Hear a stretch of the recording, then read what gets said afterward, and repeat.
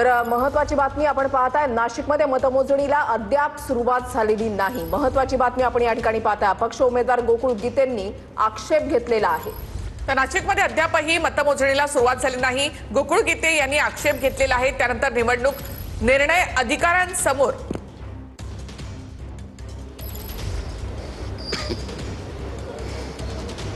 अपक्ष उमेदवार गोकुळ गीतेंनी आक्षेप घेतलेला आहे। गीतेंच्या आक्षेपावर निवडणूक निर्णय अधिकाऱ्यांच्या समोर आता सुनावणी ही सुरू झालेली आहे। महत्त्वाची बातमी आपण या ठिकाणी पाहताय। थेट आपण नाशिकमध्ये जाऊयात। आमचे प्रतिनिधी चंदन पुजाधिकारी यांच्याकडे। चंदन, गोकुळ गीतेंनी आक्षेप का घेतलाय?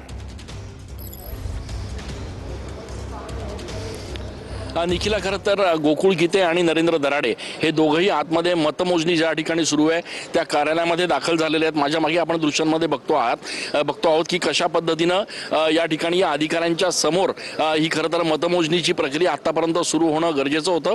मात्र अपक्ष उमेदवार गोकुळ गीते यांनी या ठिकाणी काही आक्षेप घेतलेला आहे आणि त्या आक्षेपाच्या सुनावणीसाठी आता मतमोजणीची प्रक्रिया अद्यापही सुरू झालेली नाही आहे। दोघंही उमेदवार गोकुळ गीते आणि त्याचप्रमाणे नरेंद्र दराडे हे आतमध्ये मतमोजणीच्या ठिकाणी आहेत। जे सुनावणी घेत आहेत अधिकारी त्यांच्या समोर आता या दोघांच्याही आक्षेपाच्या संदर्भात सुनावणी सुरू आहे।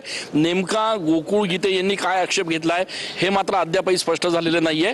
मात्र या आक्षेपामुळे आता ही जी काही सुनावणी सुरू झालेली आहे त्याच्यामुळे अद्यापही मतमोजणीची प्रक्रिया या ठिकाणी सुरू झालेली नाहीये। खरं तर 8 वाजता मतमोजणीची प्रक्रिया जी आहे ती सुरू होणं अपेक्षित होतं। वैध मतं अवैध मतं हे बाजूला करणं अपेक्षित होतं। मात्र पहिल्याच मिनिटाला गोकुळ गीते यांनी या ठिकाणी आक्षेप घेतलेला आहे आणि त्या आक्षेपाच्या सुनावणीवर सध्या या ठिकाणी चर्चा सुरू आहे।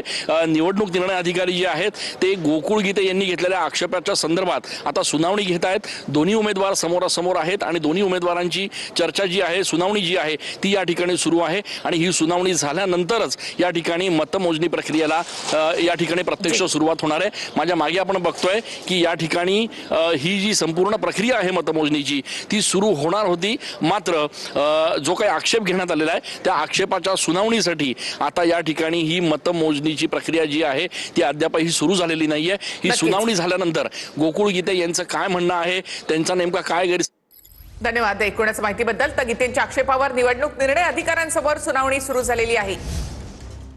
तर खासदारांच्या फुटीनंतर आता